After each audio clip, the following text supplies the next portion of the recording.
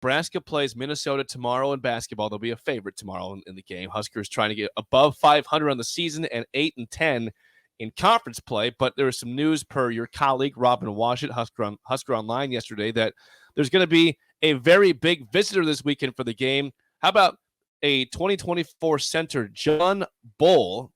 Her last name Bull, Manute Bull, B-O-L. No, I don't think there's a relation. But they're friends. But they're tall. He's tall. 7'2". Right. 2024 center, John Bull, in town tomorrow. He's ranked number 20 in the 2024 On3 consensus. So very, very high-profile player. Yes. He's going to be in town tomorrow. This is where the state can help recruit. How so, Bill? Just by the energy in that building. Okay. That's it. You walk into a place and the place has energy and they see all the direction. You like to play in big venues and you like to play in big games. If you're like a real dude, you want to play in, and you're going to play that in the Big Ten. You're going to go play at places. Oh, absolutely. You're going to go play in big time games around the league. Then obviously your place, but when he has that feeling of what it's like that day is really important. I know, Jake, that Bill will have a take on this. Michigan has also recruited him. Juwan Howard has extended a scholarship offer to the big man. How do you think if you went to a Michigan game, how it would be, Bill? Well, the last time we played there was 400 people there, so I saw it live. They down to 400. Yeah, it was insane. There was no one there. There was zero. Now, with that being said, that's tough in recruiting like that. Juwan Howard's, With that being said, Michigan beat Rutgers last night at the Rack. They did. Yeah. Wow, it's a big win. Michigan beat Rutgers at the Rack. I told you, Rutgers done. Remember I told you. Well, Rutgers, I saw. DeCourcy has them a number 7 seed, but they're down to 9 and 8 in the league. I don't see it. And you know who's 10 and 7 in the league, Jake? Michigan. They're going dancing. I don't know if they're dancing. Jake, they're nobody's dancing. projecting them in the field. I've got They got 3 more games left. They get to 13 and 7. I've got them in. I got Rutgers out. John, State done. We're not doing this. Philology over here. Do not throw bad information out about the bracket because that's sacred ground. John Bull visiting, 7'2". He has several other schools that have offered him: Illinois, Clemson, Butler, Missouri, Kansas State, St. Louis. He plays for Christian Brothers High School in St. Louis. His coach is the father of Jason Tatum. So that's sort of interesting. And I'll tell you something right now. Come on, think about it. If Fred is able to land this 7'2", very charismatic kid, by the way, knows 4 languages or learning. Wow. This will be his 4th language, English, I think. Swahili he speaks, and Arabic, Spanish as well. If he's able to land the 7'2" young man, it's a huge. I mean, I don't know if I call it a game changer, but you can present that to your boss and say, "Well, we got a 7'2" kid coming in." It excites me so much to think that there might be basketball played, which is not. This is for everyone, which I like about Purdue is playing with your back to the basket. Oh yes. When you go down low and you play with your back to the basket, like Zach Edey. How basketball used to be so much where you went down low, the ball's going always inside, ball's inside out, ball's going inside, ball's going down 100%. But that's so to have some way to be able to play with someone a back with to their the basket. Because right now everyone's facing the ball. Not everyone. But you're right. For the most part, I mean, Michigan has a center that plays with his Hunter back. Dickinson. Thank you, Jake. But Hunter's also shooting a bunch of threes. I don't know if this guy's hitting a bunch of threes. Some. He's shooting a few. He hit a couple last night. Did he? Yeah, he takes 2 or 3 a game. Jake, Michigan won at the Rack last night. 58-45. They won by 13. Yeah, Rutgers done. Ugly game. I mean, Nebraska has not had the big guy forever. They haven't had a 7'2" guy. I mean, Marge was like 6'10", 6'11". Yeah. I mean, they've had 7-footers that weren't very good. They had Sergei Vucetic was 7 foot, never played.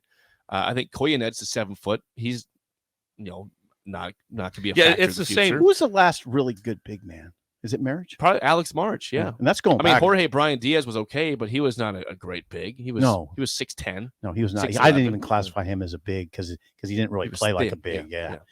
March played like a big. Now that was during the Doc era. It was. Yeah. It's a classic thing. Also, with it's just Just because you're 7 foot doesn't make you a great player. True. That's so 100%. Some get all caught up. Like, wait, a 7-footer? Right.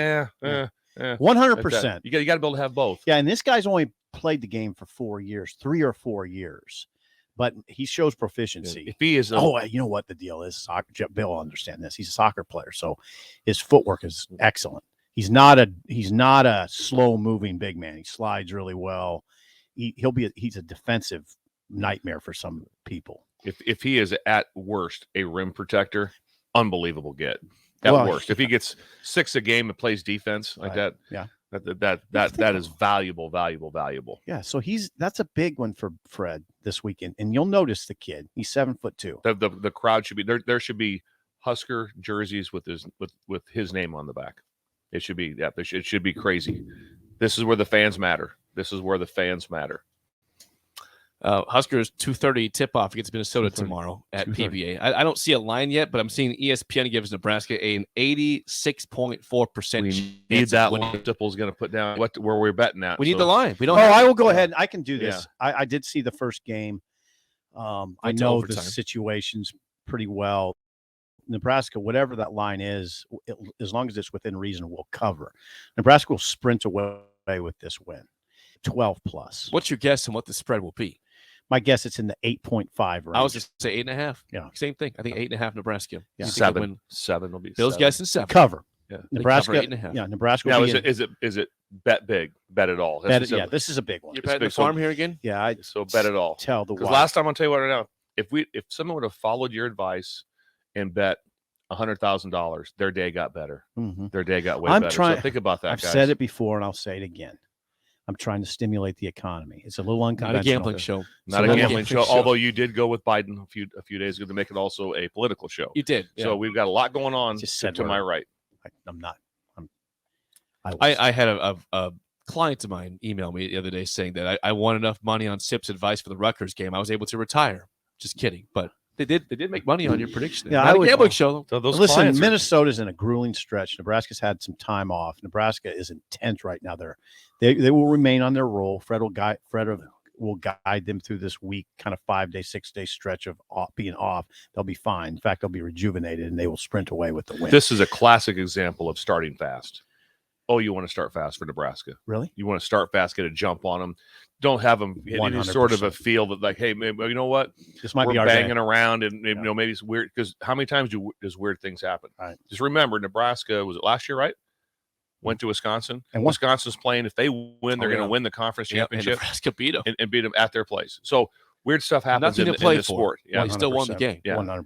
Nebraska's still trying to get out of the bottom 4 in the Big Ten. They're 7-10. Penn State, who had been struggling, we thought they were dead. I still think they're dead. Penn State has won 3 straight games. They're now 8-9. Bill, can you retract that now, no, please? They're still dead. 8-9's not getting in. They got a road win yesterday at Ohio State, who's terrible, but they still won by 4 on the road.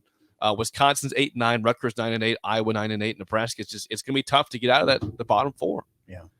So that means they'll have to play on Wednesday. And the whole thing. No, they still can, but in the Big Ten tournament. But it all comes out. Also, it makes a big difference. The first time I saw the bracket, and they were still in the bottom 4. It wasn't a bad path. With their next game, wasn't it? So it wasn't one of those things where you just go, "Oh yeah, we're going to play in this one," right? And then we're going to catch Purdue, and that wasn't the case. So also at the same time, it might be good for them to keep winning, keep playing. A couple more. I think you're right, and it's not horrific. We've said there's not okay. I'm always kind of tempted to say right now that there's no bad matchups in the Big Ten for Nebraska right now. No real bad ones that you would say, oh, they have no shot. Is there one? Would you say Illinois is? It's been tough, but Nebraska played well on the road against them for a while. Yeah, right. Bad in Lincoln, played well on the road. Michigan battered them in Ann Arbor, but I do not look like I don't look at that and say, they can't beat Michigan on a neutral floor. I do not do that. Remember, Maryland battered Nebraska in College Park, but Nebraska came back and beat them. Yep. I could see the same thing happening against Michigan. I am of the mind that there's really no bad matchup for Nebraska in the Big Ten, even including Purdue, Bill. Yeah. I mean, Nebraska took Purdue to overtime and should have beat. Well, I think also you have a chance to put a body on them with Blaze on their big man, Zach Edey. Yeah. 100%. But I enjoy watching him play. Edey, I really do. Oh, yeah, he's a great player, one of the best players in the whole country. Is he the national player of the year? I don't know for sure where that stands, but he's got to be in the conversation for sure.